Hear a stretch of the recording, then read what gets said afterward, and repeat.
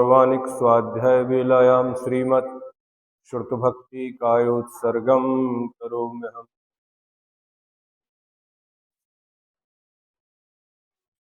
ओकारं बिंदु संयुक्तं नित्यं ध्यायन्ति योगिना कामदं ज्ञानाञ्जनशलाकया चक्षुरुन्मीलितमेन तस्मै श्रीगुरुभे नमः। परम गुरुभे नमः। परम्पराचार्य गुरुभे नमः। सकल कलश विध्वंसकं श्रेषां परिवर्धकं धर्म संबंधकं भव्य जीवमनः प्रतिबोधकारकं दम शास्त्रं श्री समयसारजी नामधेयम् अश्वमूल ग्रंथकर्तारा श्री सर्वज्ञ देवः तदुत्तर ग्रंथकर्तारा श्री गणधर देवः प्रतिगणधर देवाः तेषां वचनोऽनुसारमास श्रीमत् आचार्य प्रवर्षोमि कुंद कुंद स्वामिनः विरचितं मंगलम भगवान वीरो मंगलम गौतमो गणी मंगलम कुंद कुंदार्यो जैन धर्मोस्तु मंगलम सर्वमंगल मांगल्यम सर्वकल्याणकारकम प्रधानां सर्वधर्माणां जैनम जयतु शासनम वंदितु सर्वसिद्धे ध्रुवमचलमणो भवं गदिं पत्ते बोच्छामि समय पाहुड़ मृणमो सुध केवली भणियम। मैं वंदना कर उन्हें शिव को पधारे जो सिद्ध हैं अतुल अभय सौख धारे। भाई बही समय सार सुनो सुनाता जो भद्र बाहु श्रुत के बलि ने कहा था। पंच परमेष्टि भगवान की जय। संत श्रोमणी आचार्य गुरुवर श्री विद्यासागर जी महामुनिराज की जय। परम पूज्य आचार्य श्री समय सागर जी महाराज की जय। समय सार अपर नाम समोपदेश गाथा नंबर 5 प्रश्न नंबर 38 नहीं पढ़ेंगे ना। श्रद्धान त्रैकालिक होता है बराबर, लेकिन अनुभूति तात्कालिक होती है। ना अतीत का श्रद्धान होगा ना अनागत का होगा, भले ही वो केवल ज्ञानी भी क्यों ना। क्या कहा? अनुभूति किसकी होगी? तत्काल की, जैसे जो है जो, और अनुभूति स्व की होगी, पर द्रव्यों की अनुभूति नहीं होगी। भले ही उनके पास अनंत वीर्य है, अनंत ज्ञान है, अनंत सुख है, तो भी वह स्वयं के एक समय बाद जो शुद्धत्व प्राप्त होना है उसकी अनुभूति वर्तमान में नहीं कर सकते। जैसे प्यासा व्यक्ति पानी का नाम सुन के संतुष्ट तो हो जाता है, आकुलता मिट जाती है, लेकिन जब तक पानी को पीता नहीं है तब तक प्यास नहीं बुझगी। तृप्ति कब होगी? जब पानी पिएगा। यहाँ तक कि यदि उसमें जाके नहाने भी लगे तो भी बाहर से शीतलता मिलेगी, लेकिन प्यास कब बुझेगी? जब पानी पिएगा। ऐसे ही हमें उसका ज्ञान हो गया, श्रद्धान हो गया, तो आकुलता मिट गई। अब ये संदेह नहीं है कि हमें वो चीज मिलेगी या नहीं मिलेगी। कैसी है ये ज्ञान भी हो गया, मिलेगी ये श्रद्धान भी हो गया, लेकिन अनुभूति कब होगी? जब वो हमें मिलेगी तभी ऐसा जानो। मैं सिद्धों के समान शुद्ध हूं अथवा शुद्ध बन सकता हूं, इसका श्रद्धान वर्तमान में किया जा सकता है, लेकिन उस शुद्धत्व की अनुभूति नहीं की जा सकती। जैसे करोड़पति बनने पर ही करोड़पतित्व का अनुभव किया जा सकता है, वैसे ही सिद्ध बनने पर ही शुद्धत्व अथवा सिद्धत्व का अनुभव किया जा सकता है। यह हमेशा याद रखने योग्य सूत्र है। आपको चेक मिल गया, लेकिन अभी आपके खाते में बैलेंस नहीं आया। चेक तो है, आपके ही नाम का है, अकाउंट पे है, आपके पास ही रखा है, लेकिन अभी आपके खाते में पैसा बैंक में ही रहेगा, लेकिन आप निकाल सकते हैं क्या? कब निकाल पाएंगे? जब अपने खाते में आ जाएगा। द्रव्य पर्याय की परिणमनशीलता। द्रव्य में शुद्ध पर्याय को पैदा करने की क्षमता है। इसका अर्थ यह नहीं है कि आज की वर्तमान पर्याय तो अशुद्ध हो और उसका मालिक माने आधारभूत द्रव्य शुद्ध रहा आवे। द्रव्य शुद्ध हो और उसकी पर्याय अशुद्ध रहे, यह त्रैकालिक असत्य है। ये क्या है? द्रव्य तो शुद्ध हो और उसकी पर्याय अशुद्ध रहे, यह त्रैकालिक असत्य है। जहां भी लिखा है, पढ़ते हैं, विश्वास किया है, आज तक अपन ने अशुद्ध असत्य पर ही विश्वास करके आगे बढ़ रहे हैं, क्योंकि द्रव्य स्वयं जैसा परिणमन करता है उसकी वैसी ही पर्याय प्रकट होती है। द्रव्य और पर्याय दोनों अनन्यभूत है, अलग अलग नहीं है, ना उनका क्षेत्र ना उसका काल। क्या? प्रत्येक द्रव्य की जो पर्याय है वही द्रव्य है, दोनों वही गुण है, दोनों एक होकर ही रहते हैं। पर्याय का अभाव नहीं हुआ, पर्याय परिवर्तित हुई। क्या हुआ? जैसे वर्ण गुण, आम हरा था, वर्ण गुण का अभाव नहीं हुआ। जो वर्ण था, वर्ण तो है, लेकिन उसकी जो पर्याय हरित थी वह पीत हो गई। क्या हुआ? तो पीलापन भी, पीला भी आम है और हरा भी। ऐसा नहीं है कि हरा कोई दूसरा आम था और उसकी जगह पीला लाके रख दिया हो। अभाव हुआ क्या? परिवर्तन होता रहता है। इसलिए परिवर्तन कैसे होता है? जैसे लहर कहां से निकली और कहां समा गई। क्या उसको पृथक किया? अगर उसको जल को निकाल के अलग कर देंगे वो समुद्र नहीं होगा। वह तब तक ही समुद्र है जब तक लहर का संबंध समुद्र के साथ जुड़ा हुआ है, अभाव नहीं होता। क्या? कभी भी किसी भी चीज का अभाव नहीं है, परिवर्तन है। क्या होता है? पर्याय परिवर्तित हो रही हैं, अंधकार से प्रकाश, प्रकाश से अंधकार। लेकिन पुद्गल का अभाव हुआ क्या? पहले भी पुद्गल था, अभी भी पुद्गल है, बाद में भी क्या रहेगा? वो अचेतन ही रहेगा। कभी चेतन पने को प्राप्त हो जाए तो अभाव माना जाएगा। पर्याय से पर्यायांतर होना अभाव नहीं है, किंतु यदि अचेतन द्रव्य चेतन हो जाए या चेतन द्रव्य अचेतन हो जाए तो क्या होगा? अभाव हो जाएगा।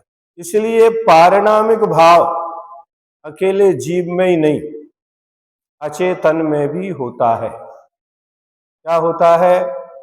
उनका अचेतन बने रहना, यही उनका पारिणामिक भाव है। और जीव का जीव कहो या चेतन कहो, चेतन बने रहना यही इसका पारिणामिक भाव है, जो संसारी में भी है और सिद्धों में भी है। बाकी सारे जो चार भाव हैं वे हर समय नहीं होते। जैसे अपने शरीर में डीएनए, कितना भी वात पित्त कफ में परिवर्तन हो, लेकिन जन्म से लेकर मृत्यु पर्यंत कितने भी शरीर में परिवर्तन आए, रोग आए, विकार आए, लेकिन डीएनए क्या रहेगा? वो पारिणामिक भाव है। क्या? अपने शरीर में जो डीएनए है, वह डीएनए इतना ही नहीं, वंश परंपरा से कितनी भी पीढ़ियां बदल जाएं, क्या कितनी, एक द्रव्य में कितनी पर्याय है, ऐसे ही कितनी भी पीढ़ियां बदल जाए तो भी डीएनए परिवर्तित नहीं होता है। वो कौन सा गुण है? वो पारिणामिक गुण है उसका, वो पुद्गल का पारिणामिक है। अचेतनत्व तो है ही, ऐसे ही अकेले मनुष्य के नहीं, वनस्पति विज्ञान में वनस्पति के और प्राणी विज्ञान में कीट पतंगों की प्रजातियां होती है। क्या? जो रिसर्च करते हैं वो हजारों साल पहले ये कहां से आई, कौन सी प्रजाति का ये जीव है और कौन सी प्रजाति की ये वनस्पति है। अब परिवर्तन होते होते इसमें कितने परिवर्तन हो गए। जैसे हम भोग भूमि से कर्म भूमि में आए, चतुर्थ काल में आए, पूरा चतुर्थ काल निकल के पंचम काल में आ गए, पंचम काल से छठे काल में चले जाएंगे, छठे काल से पुनः छठा काल आएगा, फिर पंचम आएगा। लेकिन वे जो कुछ प्राणियों को बचा के रखा जाता है, क्या अगर हम ढूंढेंगे तो हमारा अतीत काल का भोग भूमि से डीएनए जुड़ेगा और उस भोग भूमि वालों का उस छठम काल के एक हाथ वाले से जुड़ेगा। ये कभी परिवर्तित नहीं होता है। ये पुद्गल का पारिणामिक भाव है। किसका है? अपन जीव में तो कहते ही, लेकिन पुद्गल में भी दो भाव होते, एक पारिणामिक, एक औदैहिक। अगर औदैहिक भाव पुद्गल में ना हो तो ये पुद्गल में जितने परिवर्तन आपको दिख रहे हैं, क्योंकि औदैहिक भाव जैसे जीव में कर्म के निमित्त से होता है, ऐसे ही पुद्गल में जीव के निमित्त से होता है। किसके निमित्त से होगा? उसमें जितने भी परिवर्तन होंगे, जैसे एक बीज आपने बोया, अब उस बीज में एक जीव आया, उस जीव के निमित्त से उसमें अंकुर फूटेगा। उस जीव जब तक उसमें रहेगा उसमें विकास होता रहेगा। जैसे ही जीव चला जाएगा उसका विकास, तो परिणमन जो हो रहा है वो किसके उदय से? जैसे जीव में कर्म का उदय होता है, ऐसे ही पुद्गल में जीव का संयोग होता है। इसलिए राजवार्तिक में लिखा, अजीव को जीव पूर्वक बंद होता है, ऐसा कारिका आई है। अजीव को यानी पुद्गल को जीव पूर्वक, अगर जीव ना हो तो आपके शरीर में जो सब चीजें रचित हैं नाम कर्म के द्वारा, ये नाम कर्म है पुद्गल में रची, लेकिन मूल निमित्त कौन बना उसमें? जीव। इसलिए आज विज्ञान ने पुद्गल में इतने रिसर्च किए, लेकिन आंख ऐसी नहीं बना पाया कि जिसको आरोपित करके दूसरे में लगा दें और ज्योति रहे। क्योंकि वो आंख की जो रचना है पुद्गल की है, लेकिन निमित्त कौन है? वे जीव के निमित्त से आंख की, किडनी की, रक्त की, जितने भी अपने आर्गन हैं, इन सब की रचना ये उदय औदिक भाव पुद्गल का। किससे बने? वो बने उसी से, रॉ मटेरियल वही है, लेकिन उनके बनने में निमित्त कारण कौन है?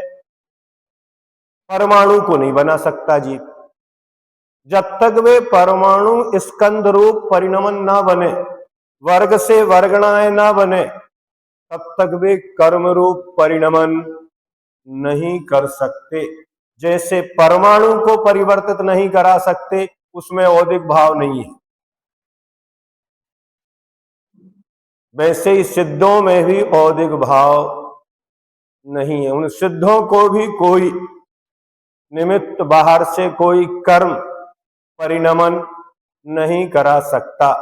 लेकिन जीव एक बार शुद्ध होने के बाद अशुद्ध नहीं होता। लेकिन पुद्गल ए अपदेशो वीणु नाना खंडपदेश दो होदी बहुदेशो उबयारा तेणे काऊ भनंतु सब वन्नो। पुद्गल ऐसा नहीं है कि एक बार शुद्ध हो जाए तो पुनः अशुद्ध ना हो, नहीं, वह पुनः, क्योंकि उसके पास परमाणु में भी स्निग्ध रूक्ष गुण पाए जाते हैं। क्या होते हैं? लेकिन जीव में राग देश नहीं पाए जाते। बंध का कारण कौन है? राग द्वेष। राग देश अपने हैं। अगर अपन में राग देश ना हो तो कभी कर्म का बंध नहीं होगा। तो जो द्रव्य है वही पर्याय है। पर्याय से अलग कोई द्रव्य का अस्तित्व पाया ही नहीं जाता, बल्कि हम छद्मस्त शुद्ध किसी भी द्रव्य को अपने ज्ञान का विषय नहीं बना सकते बिना पर्याय के। क्या दीपक में जलता कौन है? तेल, लेकिन बत्ती ना हो। बोलो, दीपक में जलता कौन है? तेल, बत्ती ना हो। जलेगा, प्रकाश देगा? नहीं देगा। तो उस बत्ती जो जब जल रही है, तेल और बत्ती दोनों एक मेक हैं। तेल तो अलग रखा रहे एक दीपक के एक कोने में, और बत्ती एक कोने में रखी रहे और प्रकाश हो जाए, संभव है?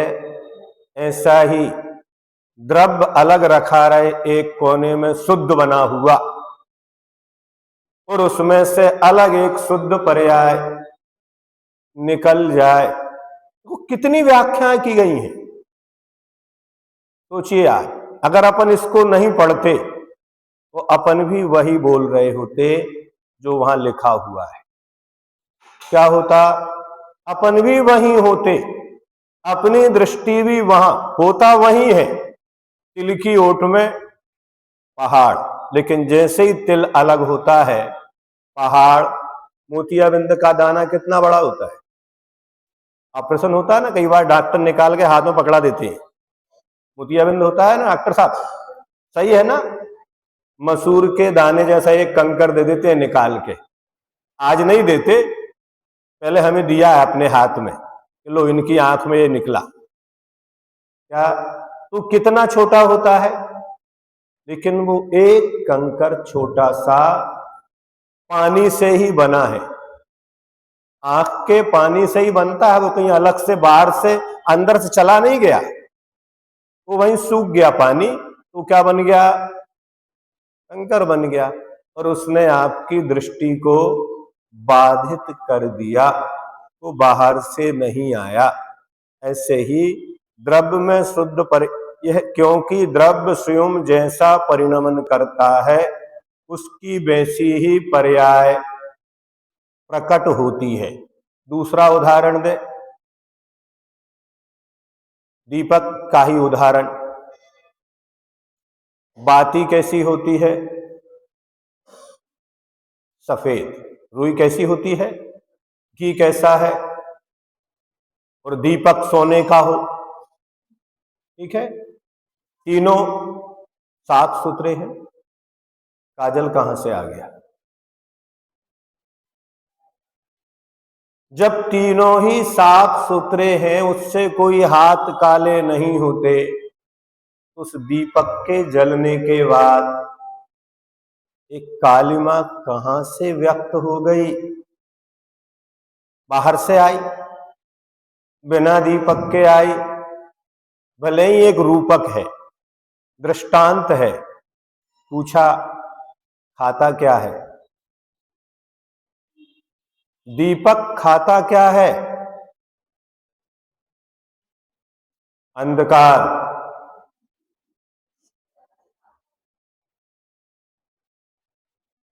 क्या खाता है? अंधकार कैसा होता है? काजल कैसा होगा? अंधकार काला है।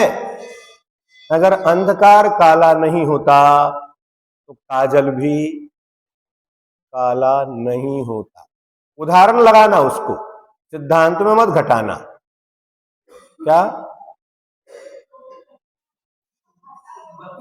इसीलिए जैसा खाएं अन्न वैसा हो मन, और जैसा पियो पानी वैसी बोलो बानी। तो जो जो खाएगा, जो पिएगा, उसके अनुसार ही उसके विचार उत्पन्न होंगे। आप ये लगाइए। जैसा कि प्रवचन सार में एक गाथा में कहा कि धर्म से परिणत आत्मा धर्मात्मा, शुभ से परिणत आत्मा शुभ आत्मा, अधर्म या अशुभ से परिणत आत्मा अधर्मात्मा या अशुभ रूप, तथा शुद्ध से परिणत आत्मा शुद्ध कहलाता है। परिणत माने सहित। जैसे पर्वतों का वर्णन आता है ना 3रे अध्याय में, मणि विचित्र पार्श्व उपर मूले चतुल्य विस्तारा। तो पूरा का पूरा पर्वत मणिमय है। मणि कोई लगाई नहीं है, अलग से खचित नहीं है। वो पुद्गल होकर भी उसकी पर्याय अनादि या निधन है। क्या? पौद्गलिक है, पर्याय है, लेकिन वो पर्याय कैसी है? अनादि अनिधन पर्याय है। उस सुमेरु पर्वत की, अकृत्रिम जिनालय की, जिन बिंबों की, तो वो उसकी जो पर्याय, उससे मैं आत्मा। तो ऐसे ही यहां पर शुभ से परिणत शुभ आत्मा, नहीं समझे ना? बहिरात्मा, पापात्मा क्यों कहते हैं? पाप तो पुद्गल है, आत्मा कहां से पुद्गल हो गई? नहीं, पापमय जो जीव है वह पापात्मा है। जो पुण्यमय जीव है जो पुण्यात्मा है। धर्ममय जीव है वो धर्मात्मा है, अधर्ममय जीव है वो अधर्मात्मा है। अन्यथा ये संज्ञाएं किसी की बनेगी नहीं। धम्मेन परिणदप्पा, अप्पा यदि शुद्ध संपयोग जुदो, पावदि निब्बाण सुहम, सुहोग जुत्तो वा सग्ग सुहम। द्रव्य हमेशा, एक भी समय ऐसा नहीं आता कि द्रव्य का परिणमन रुकता हो। एक भी समय के लिए किसी भी द्रव्य का 6 द्रव्यों में से परिणमन रुक जाए और अपन पुरुषार्थ करते हैं उस परिणमन को रोकने का या करने का। ना आपके अनुसार परिणमन होता है और ना आपके अनुसार परिणमन रुकता है। उन द्रव्यों में ऐसी स्वाभाविक शक्ति है कि वे स्वयं परिणमनशील हैं। अगर वे परिणमनशील ना हो तो कोई उन्हें परिवर्तन नहीं करा सकता। धर्म द्रव्य भी उदासीन कारण है, प्रेरक कारण नहीं है। इसको जीव और पुद्गल को चलने में। ऐसे ही जितने भी बाहर के निमित्त हैं वे सब क्या है? उदासीन निमित्त हैं, प्रेरक नहीं। प्रेरक भी होते हैं कथनचित, लेकिन वो स्वयं परिणमन करने वाला हो तभी, चाहे उदासीन निमित्त बने और चाहे प्रेरक बने, लेकिन परिणमन करने की योग्यता उस द्रव्य के पास स्वयं की होती है। अब कोई ना भी परिणमन कराए तो क्या उसकी योग्यता समाप्त हो जाएगी? जैसे अलोकाकाश में कोई द्रव्य नहीं है तो भी उसके पास अवगाहन शक्ति है या नहीं है? वो अवगाहन शक्ति कभी भी समाप्त इन द्रव्यों के कारण अवगाहन शक्ति नहीं है क्या? कोई अवगाहन ले रहा था इसलिए मेरे पास शक्ति थी, और ये बाहर होगा तो शक्ति नहीं। नहीं, ऐसे ही किसी के निमित्त से आपको लगता है कि चल रहा था, तो इसके बाद नहीं चल रहा क्या? नदी के ऊपर बांध बांध दिया, पानी को रोक सकते हैं, नदी को नहीं। नदी अभी भी बह रही है, आपको दिख रहा है ऊपर जल रुका हुआ है, लेकिन एक ही जगह रुक जाती तो नर्मदा के ऊपर 7-7 डैम कैसे बनाए जाते?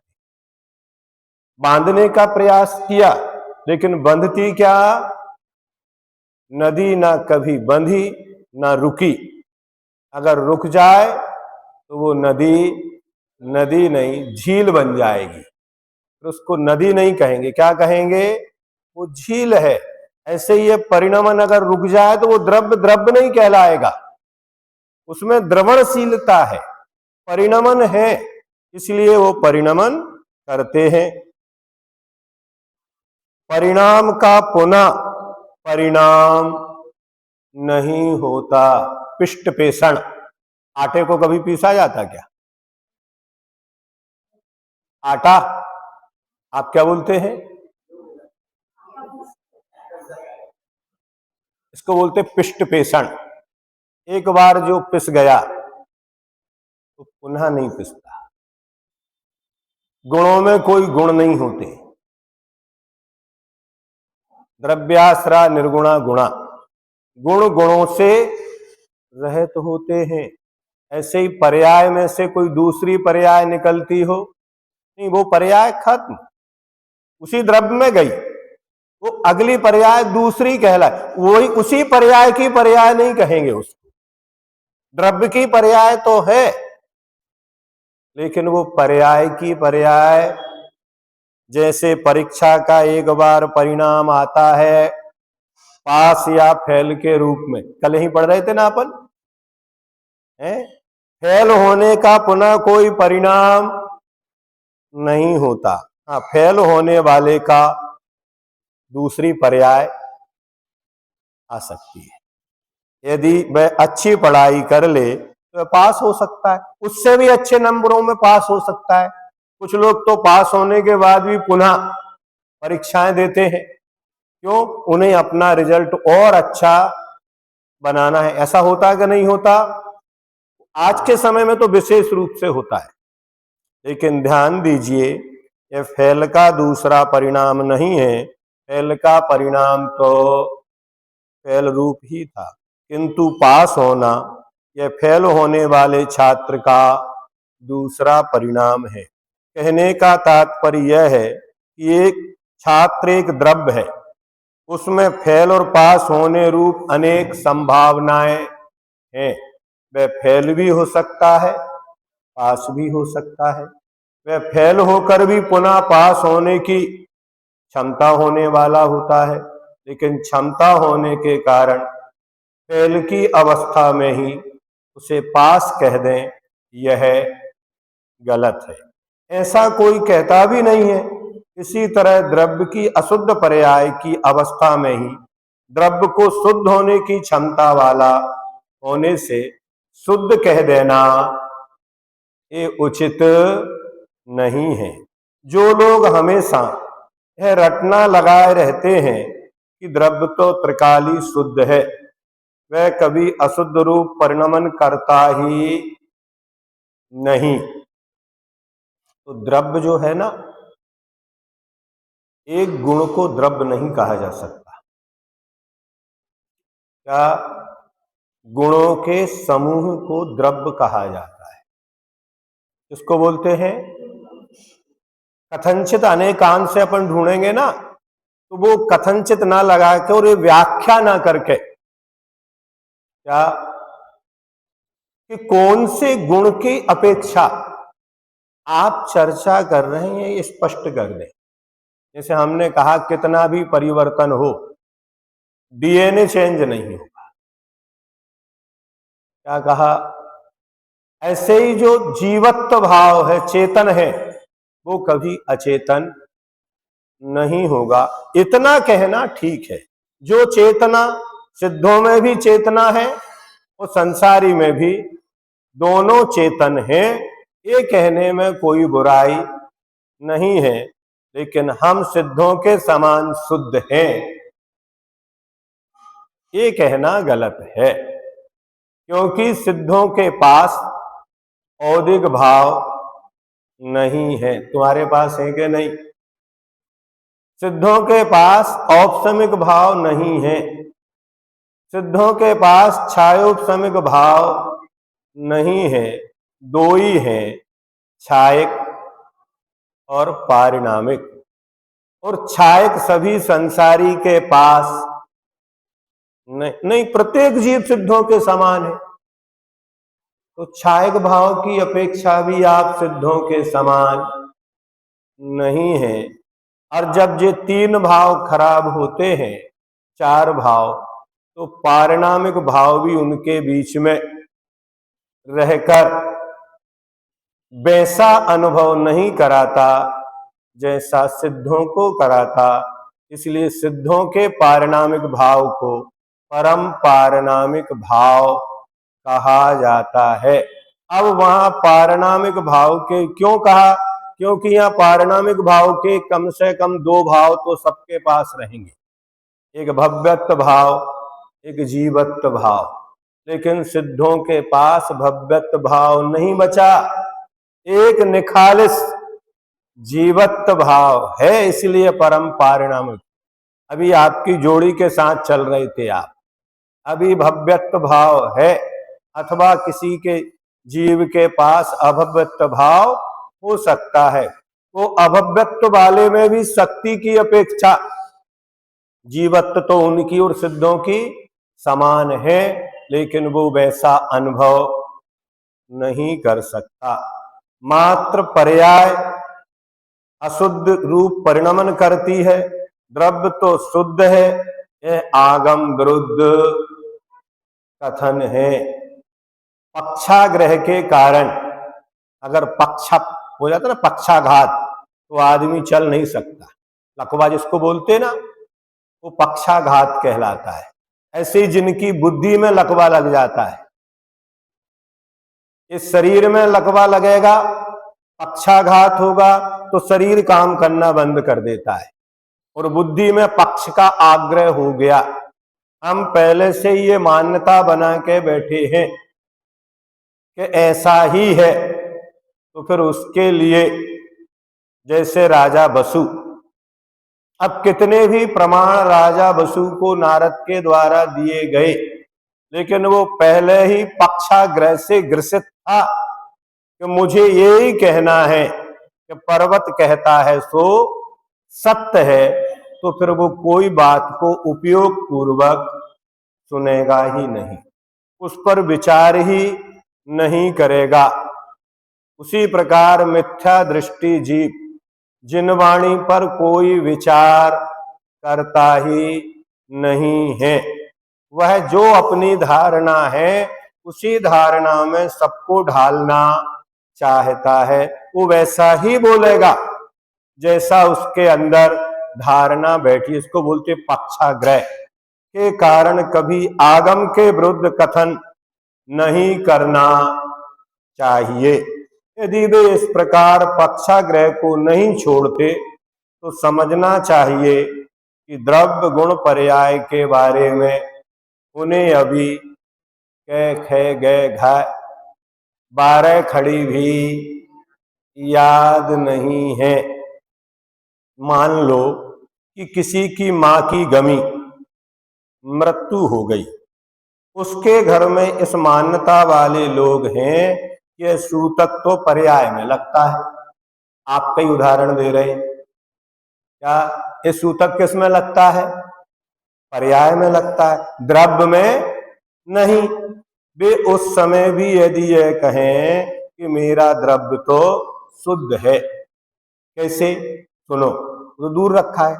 अब उनके यहाँ कोई वृत्ति भोजन करने जाएगा क्या? बोलो,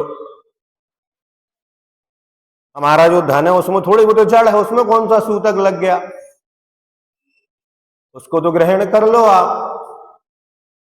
नहीं, वह तो लोक व्यवहार की अपेक्षा भी शुद्ध नहीं है, फिर भी वस्तु का परिणमन शुद्ध कैसे हो सकता है? द्रव्य शुद्ध है, इसका एक अर्थ यह भी हो सकता है कि एक द्रव्य का एक अंश भी दूसरे द्रव्य में प्रवेश नहीं करता। जो द्रव्य जितने प्रदेश वाला था उतने ही प्रदेश अभी भी हैं और आगे भी रहेंगे। यह त्रैकालिक शुद्धत्व द्रव्य का है, इसको कोई भी मिटा नहीं सकता। किंतु यह विवक्षा वैभाविक और स्वाभाविक रूप शुद्ध अशुद्ध से हटकर विषय है। ये जो विषय है ये कोई स्वाभाविक वैभाविक की अपेक्षा एक जीव के असंख्यात प्रदेश थे, हैं और रहेंगे। उन असंख्यात प्रदेशों में कोई कमी बेसी नहीं हो सकती। इस विवक्षा में विभाव और स्वभाव की अपेक्षा कथन नहीं है। इसी तरह गुण की पर्याय के बारे में विचार करें तो मति ज्ञान के साथ केवल ज्ञान शुद्ध पर्याय भी है, या मति ज्ञान केवल ज्ञान की किरण है, ऐसा कथन करना आगम से विरुद्ध है। इसके ऊपर ग्रंथ लिखे गए। पहले हमारे यहाँ बड़े बड़े कार्टून आते थे, केवल ज्ञान की किरण, ऐसी पुस्तक है बड़ी बड़ी, स्वाध्याय वाले विद्वान आते थे, पूरी अलमारियां हमारी भरी रखी थी इन्हीं साहित्य से। बाकी अपने को पढ़ना हो तो वो ग्रंथ एक भी नहीं मिलता था। जैन सिद्धांत प्रवेश का भी लघु वाली मिलती थी, क्या पद्म पुराण तो मिलता ही नहीं था। पंडित जी साहब 100 बार कहें, लेकिन वहां पद्म पुराण ढूंढो तो ये तो अलमारी में ताले में बंद है, मिलेगा भी तो कहाँ मिलेगा। तब हमने इतना बड़ा ग्रंथालय इसीलिए खड़ा किया कि कम से कम जिनवाणी पढ़ने को तो मिले, कोई भी पढ़ लेगा। नहीं समझे ना, ये हमारी खुद की एक बीमारी थी पढ़ने की, नहीं समझे। क्योंकि छायोपसमिक गुण पर्याय के साथ छायक गुण पर्याय नहीं हो सकती। क्षयोपशम अवस्था में छायक अवस्था का श्रद्धांत तो हो सकता है, लेकिन छायक अवस्था का अनुभव नहीं हो सकता। मति ज्ञान है तो मति ज्ञानी ही कहा जाएगा, उसे केवल ज्ञानी कभी नहीं कह सकते। मति ज्ञान को भी केवल ज्ञान की किरण सिद्ध करना यह आगम से विपरीत है। कुछ लोग सिद्ध करते हैं जो अक्षर का अनंतमा भाग है, अक्षर माने जिसका कभी क्षय नहीं होता, वो केवल ज्ञान है। इसलिए निगोदिया में भी केवल ज्ञान की किरण है। क्या मानते, उस निगोदिया के पास जो पर्याय अक्षर ज्ञान है ना, वो किसकी किरण है? केवल ज्ञान की। ऐसा बिल्कुल तर्कों के द्वारा वहां सिद्ध किया गया है। एक दो नहीं, 5-5 वॉल्यूम शायद, हाँ उसकी पुस्तकें निकली हैं बड़ी बड़ी, मोटे मोटे। इसे ही स्वरूप विपर्यास भी कहते हैं। ये क्या है, और इसकी खूब चर्चा करेंगे। कारण विपर्यास, कौर्य विपर्यास और भेदाभेद विपर्यास, और स्वयं उसी के बीच में खड़े हुए बोलो, और दूसरों को भी उसमें पटक रहे हैं। केवल ज्ञान मात्र केवल ज्ञानावरण कर्म के क्षय से उत्पन्न होता है, किंतु मति ज्ञानावरणादि 5 ज्ञानावरण कर्म के क्षय से होता है। क्या लाइट गई है? मति ज्ञानावरण 5 अपने अपने ज्ञानावरण के क्षय से होता है। सूर्योदय होते ही 0 वाट का हो चाहे 1000 वाट का बल्ब हो, सबका प्रकाश उसमें छुप जाता है। मति ज्ञान भी रहे और केवल ज्ञान भी प्रकट हो जाए, ऐसा किसी भी आगम में नहीं लिखा। वो कहते नहीं, मति ज्ञान वहीं रह गया, अलग अलग आवरण थे, वो सब हट गए, दीवारें अलग हो गई। अब वहां मति ज्ञान भी है, श्रुत ज्ञान भी है, अवधि ज्ञान भी है, मन परे ज्ञान भी है और केवल ज्ञान भी है, आत्मा में ही है। 5 ज्ञान हो गए। लेकिन आगम में लिखा है एक जीव में एक साथ अधिक से अधिक 4 ही ज्ञान हो सकते हैं, 5 कैसे हो जाएंगे? संभव ही नहीं है। अतः निष्कर्ष रूप में यही कहा जाएगा कि एक द्रव्य की शुद्ध और अशुद्ध दोनों अवस्थाएं एक साथ घटित नहीं हो सकती। किसी भी द्रव्य का एक अंश भी अन्य किसी द्रव्य में नहीं जा सकता। क्या? इसलिए अपने पंडित जी साहब कोई बुंदेलखंड वाले आते थे ना, वो कहते थे आपका 16 हमें पसंद नहीं है, एक हाथ से खा रहा है, एक से उठा रहा है, एक हाथ तो शुद्ध है, एक अशुद्ध है, ये भी वो गलत माना जाता है। अगर आप भोजन कर रहे हैं उस समय आप उस सामग्री का स्पर्श नहीं कर सकते दूसरे हाथ से। क्या ऐसा करते कि नहीं करते लोग? हम लोग तो रोज यही करते हैं, आप लोग तो चौके में बैठ के खाते रहते हैं, टिफिन से निकालते रहते हैं। नहीं, फिर वह द्रव्य शुद्ध नहीं बचा। क्या? क्योंकि ये नहीं है कि आपका एक हाथ शुद्ध और एक अशुद्ध है। हाँ, आप अखंड है कि खंड है? अरे हम क्या बोल रहे हैं, आप अखंडित हैं कि खंडित हैं? हाँ, इसीलिए आप किसी बड़े संघों में जाएंगे ना, अभी सुनील सागर जी महाराज जाके देखो, वहां उन संघों में आप उनकी चर्या देखो, तब आपको पता चलेगा अपन कितनी गलतियां करते हैं। ये अपनी मान्यताएं हैं। जो व्यक्ति इन चीजों को मानता है उसको दूसरे की ये क्रियाएं पसंद नहीं आती, उसको विकल्प होते हैं। नहीं समझे ना? तो कहीं ना कहीं इन चीजों को लोक व्यवहार में भी घटित करना पड़ता है। उनके अनुसार ही आप तर्क नहीं दे सकते, आप उनके अनुसार उनकी बात को भी आपको मानना पड़ता है। अतः निष्कर्ष रूप में यही कहा जाएगा, एक द्रव्य की शुद्ध और अशुद्ध दोनों अवस्थाएं एक साथ घटित नहीं हो सकती। किसी भी द्रव्य का एक अंश भी अन्य किसी द्रव्य में नहीं जा सकता। अब इससे अधिक तो नहीं कहा जा सकता। क्या इतना कह दिया? अब इससे अधिक तो कहा भी नहीं जा सकता। अब जिसको मानना है वो माने, और जिसको नहीं मानना वो मानने वाला नहीं है। इतना ही पर्याप्त है कि शुद्ध नय, अशुद्ध नय, असद्भूत व्यवहार नय की अपेक्षा जो विवक्षित प्राणों से जी चुका, जी रहा है, आगे भी जिएगा, वह जीव है। शक्ति के अनुसार कथन की प्रतिज्ञा की है। क्या कहा? शक्ति के अनुसार कथन की प्रतिज्ञा है। अब शक्ति नहीं है तो अधिक कहां से कौन बताएगा? जिसके पास जितनी योग्यता है वह उतना ही कथन कर सकता है। शक्तियां कई प्रकार की होती हैं, जैसे मानसिक शक्ति, वाचनिक शक्ति, कायिक शक्ति, आगमिक शक्ति एवं आध्यात्मिक शक्ति इत्यादि। यहाँ मुख्य रूप से आगमिक एवं वाचनिक शक्ति के अनुसार कथन का प्रयोजन है। अब इसके आगे का आगम ही उपलब्ध नहीं है तो निर्णय कौन देगा?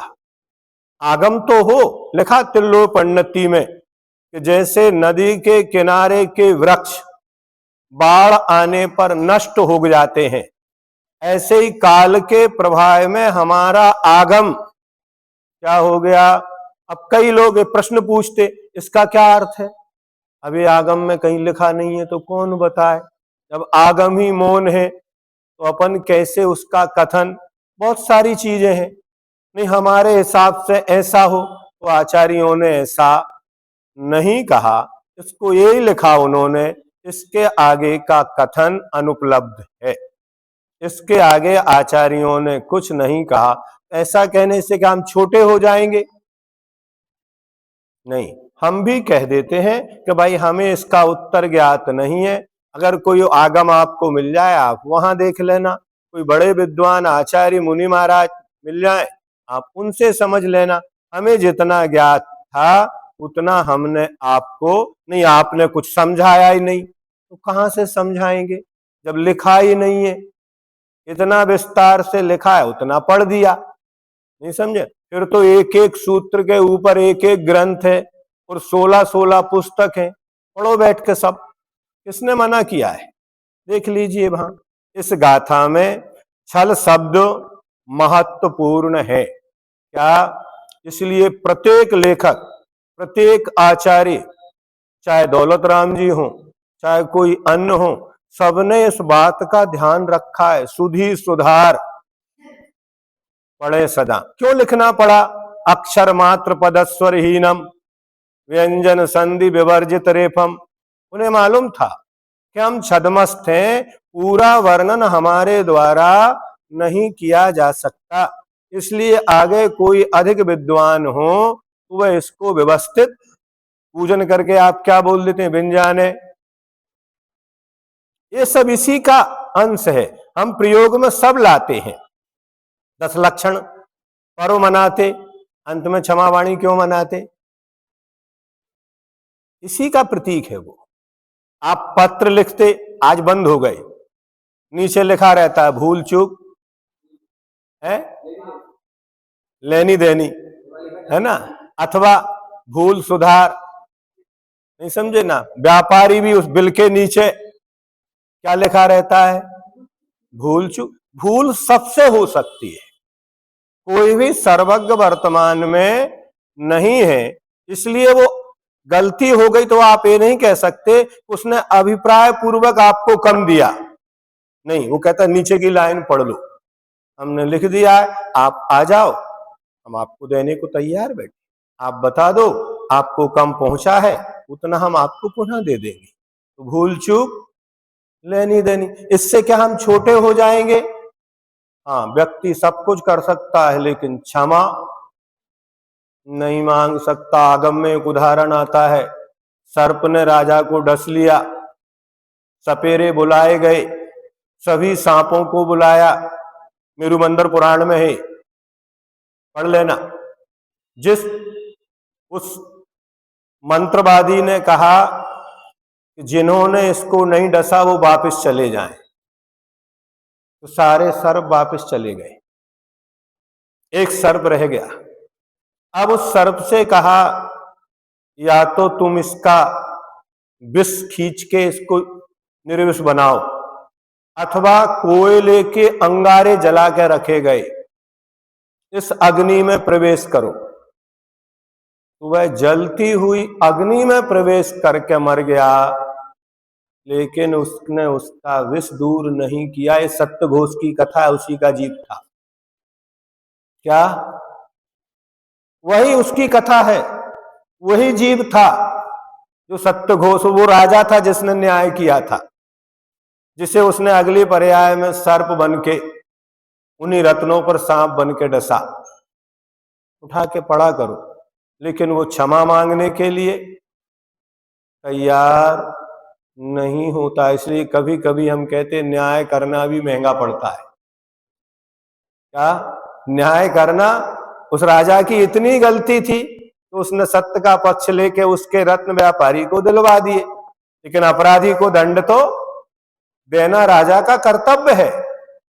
अब उसने उसको दंड दिया, उसने उससे बैर बांध लिया, मर के सर्प बना, फिर उसको डसा। क्या हुआ? ये परंपरा कई भवों तक चली, एक भव तक नहीं, पूरा पुराण बन गया, मेरुमंदर पुराण। इसी का ये बेस है, उसका पूरा सत्यघोष की कथा। उठा के पढ़ो। आचार्य कुंद स्वामी ने अपनी लघुता को तथा प्राचीन आचार्यों से उन्हें जो उपलब्ध हुआ उसकी गरिमा को ज्यों का त्यों बनाए रखने का प्रयास किया है। जो जितना लघु होता है वह उतना महान होता है। आचार्य स्वयं कह रहे हैं कि यदि मैं भूल जाऊं तो मेरी भूल को छल के रूप में ग्रहण मत करना, यह उनकी महानता है। आचार्य की लघुता, प्रायः संसारी प्राणी अपना बड़प्पन दिखाने के लिए जो उनसे बड़े हैं, गौरव के स्थान है, उनको भी भूलकर यह सब मेरा ही प्रताप है, नीचे अपना नाम लिख देते हैं, स्वचरित, रचित नहीं। क्या? स्वचरित, अपन खुद चुरा लेते हैं दूसरों की रचनाओं को। यह सब मेरे ही पुरुषार्थ का परिणाम है, इस तरह कहता है। लेकिन आचार्य कुंदकुंद देव की लघुता को देखिए, जिन्होंने लिखा कि वह एकत्व तो अपने आप में सुंदर है, संवादनीय है, स्वीकार करने योग्य है, हम उसको शब्दों के माध्यम से कहना चाहते हैं, उसमें भूल संभव है, अतः छल ग्रहण नहीं करना, अर्थात विपरीत परिणति के साथ स्वीकार। और नाम किसका ले रहे हैं? कुंद का। नाम किसका ले रहे हैं? कुंद का। उन्होंने कहा कि मैं अपने बुद्धि वैभव के द्वारा दिखाता हूं, हालांकि उनका वह बुद्धि वैभव सामान्य नहीं है। इतने कहने मात्र से आप उनकी लघुता को दीनता ना समझें। होता क्या है, अगर आदमी स्वाभिमान के साथ जीता है तो उसे अभिमानी कहा जाता है, और यदि वह मात्र लघुता के साथ जीता है तो उसे दीन कहा जाता है। संसार की दशा ऐसी ही है। जिस बुद्धि ने रत्नत्रय को स्वीकार किया है, पहला प्रमाणिकता क्या है? जिस बुद्धि ने उस रत्नत्रय को जो कहा, सो समय पर समय कौन है? तो जो रत्नत्रय में स्थित है वो, तो जिनकी बुद्धि ने रत्नत्रय को स्वीकार किया है, वे विशिष्ट बुद्धि का ही परिचय देती है। फिर भी उन्होंने अत्यंत लघुता का परिचय दिया। तात्पर्य वृत्तिकार आचार्य जयसेन स्वामी जी ने टीका में बुद्धि वैभव का अर्थ आगम प्रत्यक्षेण इति किया है, मतलब आगम से देखकर। भावार्थ रूप से स्पष्ट किया है कि आगम के आधार पर, तर्क की कसौटी पर। क्या कहा? पहला शर्त क्या है? इसलिए हम क्या बोलते, कभी कुछ भी बोलो पहले आगम को रखो। आगम के आधार पर, फिर तर्क की कसौटी पर, परम गुरु के उपदेश से प्राप्त जो सो संवेदन प्रत्यक्ष है, अश्मूल ग्रंथ करतारा, सर्वज्ञ देवा उत्तर ग्रंथ करतारा, गणधर देवा प्रति गणधर देवा तेसाम। इसलिए कहते अंत में क्या बोलना पड़ता है? कितना भी बड़ा वक्ता बोले, कोई आचार्य महाराज भी प्रवचन करें, अंत में क्या बोलते? जावानी के ज्ञानते। क्या? गुरुवाणी के ज्ञानते नहीं, क्या बोलते हैं? जावानी के, माने जिनवाणी के। ये आगम, उसके माध्यम से मैं आप लोगों के समक्ष कुछ कह रहा हूं, उसको आप लोग भी सो संवेदन प्रत्यक्ष के द्वारा परीक्षित करके, आंख बंद करके नहीं, हमने कह दिया इसलिए मान लो, नहीं, आप भी उसकी परीक्षा करो। हम कह रहे हैं कि ये पानी मीठा है तो पी के देखो ना, फिर हमारी बात को मानना, प्रमाण रूप में स्वीकार करना। यदि इसमें मुझे या आपको सफलता नहीं मिले तो दुर्जनों के समान विपरीतता को, छल को स्वीकार मत करना। जरूरी नहीं है कि हम कह रहे हैं उसके द्वारा आपको सफलता मिल ही जाएगी, उसको, छल को स्वीकार मत करना। जावानी के